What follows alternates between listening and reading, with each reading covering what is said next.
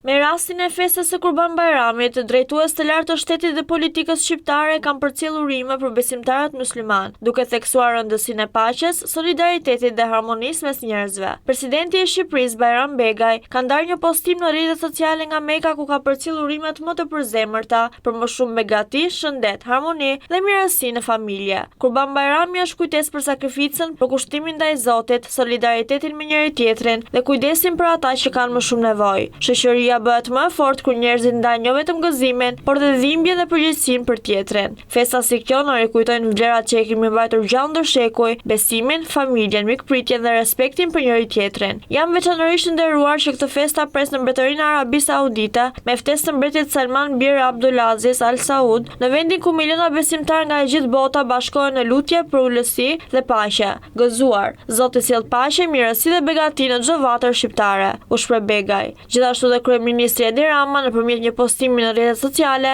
ka uruar të gjithë besimtarët. Ditë e bekuar, natë e ndritshme, gëzuar Kurban Bayramin, tha Rama. Nga ana tjetër, kryetari i Partisë Demokratike Sali Berisha gjatë një vizite në Selinë e KMSH-s uroi besimtarët për Kurban Bayramin si dhe theksoi se shpreson që Bayramin tjetër ta bëjë më të mirë.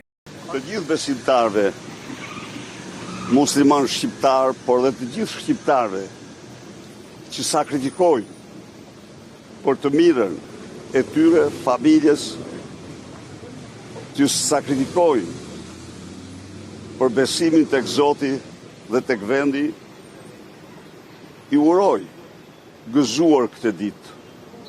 Ditë që simbolizon, frymëzon sakrificën, mbi të cilën ndërtohet gjithçka e mirë në tërë historinë e njerëzimit.